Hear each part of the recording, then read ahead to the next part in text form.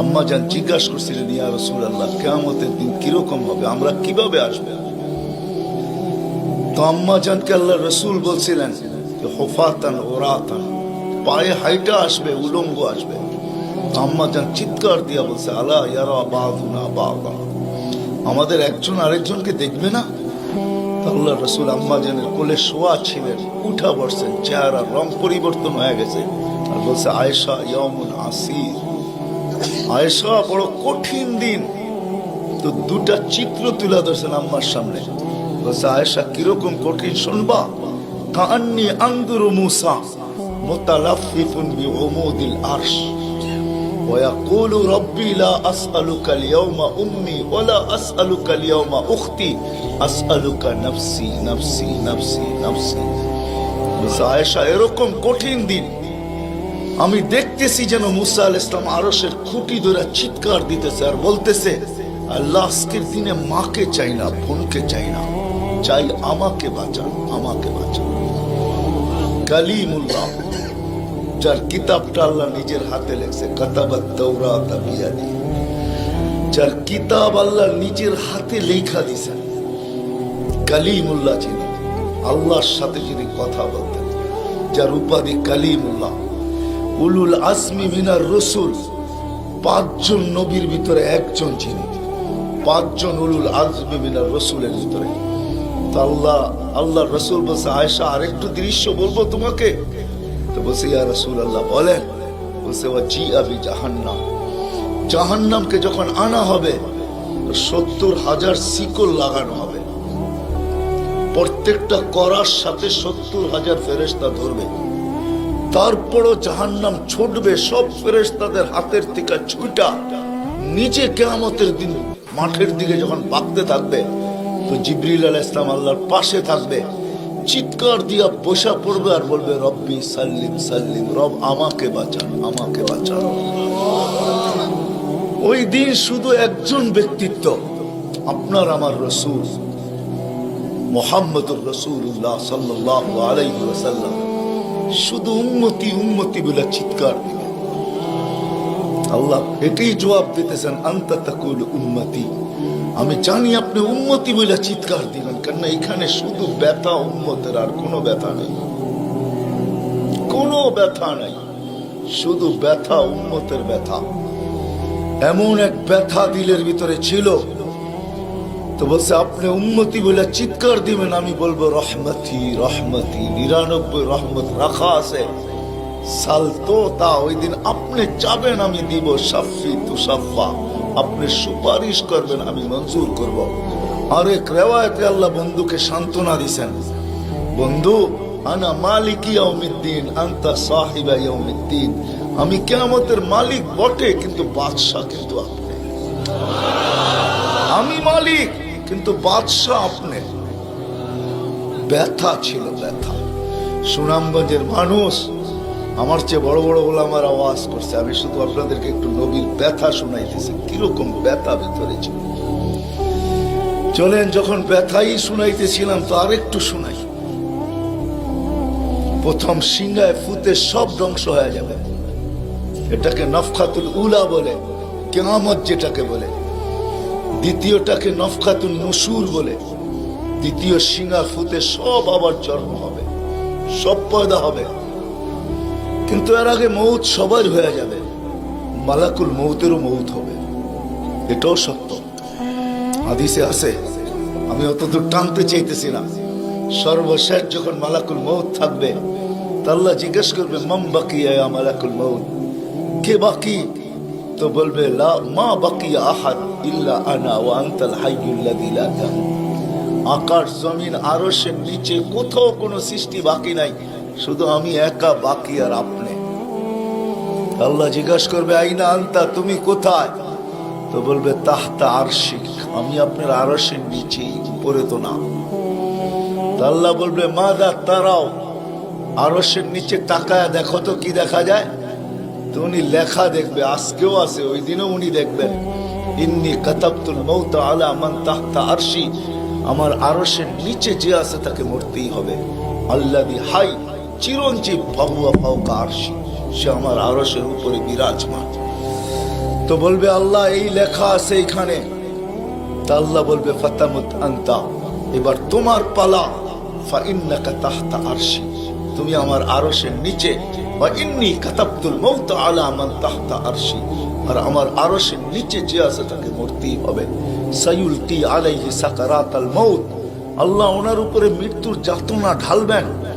আজকে যদিও উনি মৃত্যু সম্বন্ধে কিঞ্চিত ধারণাও রাখেন না, আমার বিশ্বাস উনি মৌত কি জিনিস জানেন না, এটাই তো সত্য।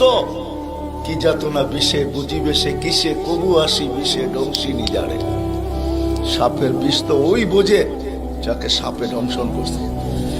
উনি তো নিয়ে যায় শুধু আমাদেরকে, হুকুম হয় অপারেশন সাকসেস করে না, নিয়ে যান। এমনকি প্লেনের ভিতরে উনি অপারেশন চালান, ঠিক না? মানুষ প্লেনও মরে ইদানি, আগেও মরছে।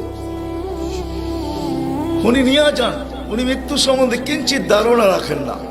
তো যখন আল্লাহর ওনার উপরে সাকরাতুল মউত, সায়ুলকি আলাইহি সাকরাতুল মউত, মৃত্যুর যাতনা আল্লাহ ঢালবেন, তো ওই দিন উনি চিৎকার দিবে, চিৎকার। কিরকম চিৎকার? বলবে বিইজ্জতিকা ওয়া জালালিক, তোর ইজ্জত আর জালালের কসম, ওয়া উলুবি মাকানিক, তোর উচ্চতার কসম মালিক। লাউ আলিমতু সাকরাতাল মউত, মৃত্যু সম্বন্ধে যদি আমার কিঞ্চিত ধারণা থাকতো, মা কাবাস্তু আরওয়াহাল মুমিনিন, কোন মুমিন মুসলমানকে আমি এত কষ্ট দিয়ে নিয়ে আসতাম, এত কষ্ট। কিন্তু বৌতনার হবে, উনিও মুখ থুবড়ায় পড়বেন। দ্বিতীয় নফখার আগে আল্লাহ 4 জনকে পয়দা করবেন, জিবরিল, মিকাইল, ইসরাফিল, মালাকুল মউতকে। কিন্তু পয়দা করতে দেরি, জিবরিল আলাইহিস সালাম কানতে দেরি করবেন না। 3 জন জিজ্ঞাসা করবে কান্নার কারণ, বলে ইদান ইউমার ইসরাফিল, এখনই হুকুম করা হবে ইসরাফিলকে নফখাতুন নুশুরের জন্য, আর আমাকে হুকুম করা হইবে আল্লাহর বন্ধুকে মাকামে মাহমুদে নিয়ে আসার জন্য। কিন্তু আমি আমার মৃত্যুর পরে ভুলে গেছি উনার কবর কোথায়। তো 3 জন বলবে সহজ সমাধান, ফাসআলিল আরদা, তুমি জমিনকে জিজ্ঞাসা করো। তো জিবরিল আলাইহিস সালাম জমিনকে জিজ্ঞাসা করবে আইনা কবরা হাবিবার রহমান, আল্লাহর বন্ধুর রওজা কোথায়? তো জমিন উত্তর দিবে কদ দাক্কানি আল্লাহু দাক্কা ফানাসিত, প্রথম সিংহায় ফুতে আল্লাহ আমাকে এরকম ধুনা ধুনছে, এরকম ছানা ছানছে। ছানা বোঝেন? ধুনা বোঝেন? এরকম ধুনা ধুনছে ফানাসিত, আমিও ভুলে গেছি কোথায় রাখছি। এটা মাঝে মাঝে আমাদের সাথেও ঘটে। টুপি যাবে খোঁজে সারা ঘরে, ঠিক না? সারা ঘর মাথায় উঠে ফেলে, হঠাৎ পকেটে হাত দিয়া দেখে টুপি আর জিব্বাটা কামড় দিয়ে বেরিয়ে চলে যায়, ঠিক না? নাহলে তো ঘরালার আবার এর মাথা খারাপ করবে, ঠিক না? আমাদেরও ঘটে, জমিনও ভুলে যাবে। ওই দিন আল্লাহ রসুলের কবর থেকে নূর বাহির হবে, নূর নূর নূর নূর হাত্তা ইয়াসাদ আরশার রহমান, আল্লাহর আরশ পর্যন্ত পৌঁছবে। আজকে বাহির হয় না, আজকে বাহির হলে দুনিয়া দুনিয়া থাকবে না, শেষ। আজকে সুযোগ নাই, ওই দিন বাহির হবে। জিবরিল আলাইহিস সালামকে হুকুম করা হবে নিয়ে আসো মাকামে মাহমুদে, নিয়ে আস, যাবে। পরেরটা হলো সুনামগঞ্জের মানুষ বুঝার, যদি ভিতরে দিল থাকে তাহলে বুঝবেন, নাহলে বুঝবেন না। উনি যাবে, পর মারবে পর, আর বলবে তুমি হাবিব আর রহমান, আল্লাহর বন্ধু ওঠেন। তো আল্লাহর রসুল উঠবে, হাদিসের শব্দ ওয়াহুয়া ইয়াকুম ওয়া ইয়াবকি ওয়া ইয়াকুল, উঠবে কিন্তু কানতে কানতে উঠবে, আর বলতে বলতে উঠবে জিবরিল আইনা উম্মতি আইনা উম্মতি আইনা উম্মতি আইনা উম্মতি, আমার উম্মত কোথায়? আওয়াসালা শফির জাহান্নাম, আমার উম্মত কি আমাকে ফাঁকি দিয়া পুলসিরাতের কিনারে চলে গেছে? তারপরে জিবরিল তুমি আমাকে উঠাইতে আসছো? তো জিবরিল কসম খাবে বিইজ্জতিল্লাহি ওয়া জালালি মা শাক্কাল আরদ আহাদুন ইল্লা আনতা, আপনি ব্যতীত কেউ ওঠে নাই, উম্মত কোত্থেকে উঠবে?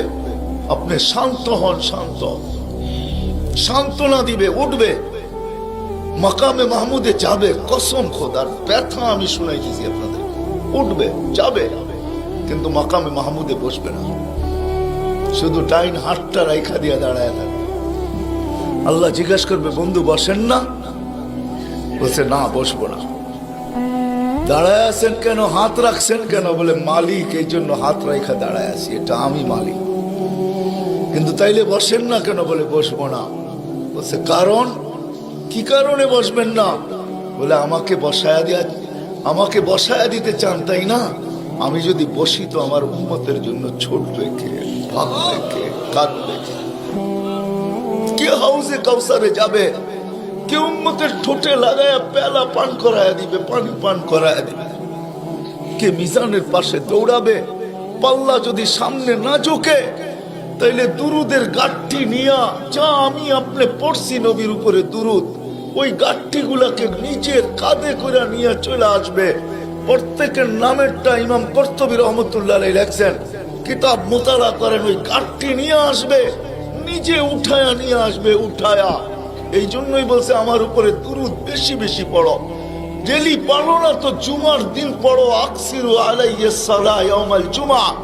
জুমার দিন বেশি বেশি আমার উপরে দুরুদ পড়ো, তোমাদের দুরুদ গাঠটির ভিতরে রাখা থাকবে। গাঠটি কিয়ামতের দিন যদি পাল্লা না ঝুঁকে, তো আমি পিঠে করে উঠায়া পাল্লায় দিয়া ঝুঁকায়া দিব, ঝুঁকায়া। আবার মিজানের পাল্লায় পুলসিরাতের ওইখানে দৌড়াবে। বলছে, কে দৌড়াবে উম্মতের জন্য? যে কিয়ামতের মাঠে ব্যথা নিয়ে উঠবে, ব্যথা, ব্যথা নিয়ে উঠবে, ব্যথা। হায় হায়, যে মৃত্যু লগ্ন ব্যথা নিয়ে গেছেন, ব্যথা। কোনো ব্যথা না,